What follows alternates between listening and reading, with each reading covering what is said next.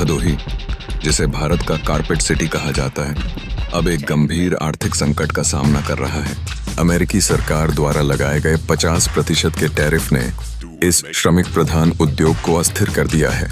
जहां पहले लाखों हाथ से बुने गए कालीन बाहर के बाजारों में धूम मचाते थे, अब निर्यात आदेश रुके हुए हैं, जिससे यहाँ के श्रमिकों के रोजगार पर तलवार लटक गई है।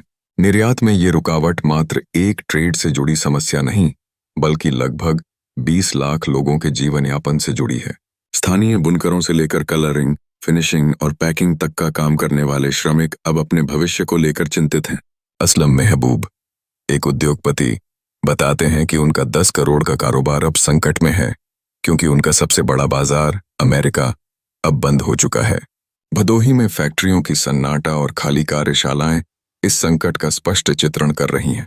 जहां पहले श्रमिक खुशियां बांटते थे, वहां अब चिंता और डर का माहौल है। लाखों लोग आज अपने हक की लड़ाई लड़ रहे हैं और सरकार से सहायता की गुहार लगा रहे हैं। बुनकरों की मांग है कि या तो इस टैरिफ को कम किया जाए या फिर राहत पैकेज दिए जाएं।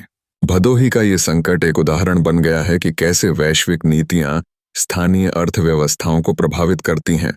सिर्फ हाथ से बुनने वाले श्रमिक ही नहीं, बल्कि सप्लाई चेन से जुड़े सभी इलाकों में अराजकता व्याप्त है। समाधान खोजना जरूरी है, नहीं तो ये पारंपरिक उद्योग सदा के लिए खत्म हो सकता है। इस स्थिति में आवश्यक है कि न केवल टैरिफ में राहत दी जाए, बल्कि नई बाजारों तक पहुंचने के लिए तकनीकी मदद और वित्तीय सहायता भी प्रदान की जाए। इस संकट से उबरना और फिर से खड़ा होना न केवल भदोही के कल्याण के लिए, बल्कि पूरे देश के लिए आवश्यक है। क्या भदोही के ये श्रमिक अपने स्वर्णिम दिनों में लौट पाएंगे? यह सवाल हर एक भदोही वासी के दिल में है। अब वक्त आ गया है कि सरकार और संबंधित संस्थाएं इस संकट का समाधान करें, ताकि ये भव्य हाथ से बुने गए कालीनों का शहर फिर से जीवंत हो सके। यहाँ का इतिहास और संस्कृति इस बात की गारंटी है कि भदोही सदियों से खड़ा रहा है। हमें उम्मीद है कि ये संकट भी जल्द ही खत्म होगा।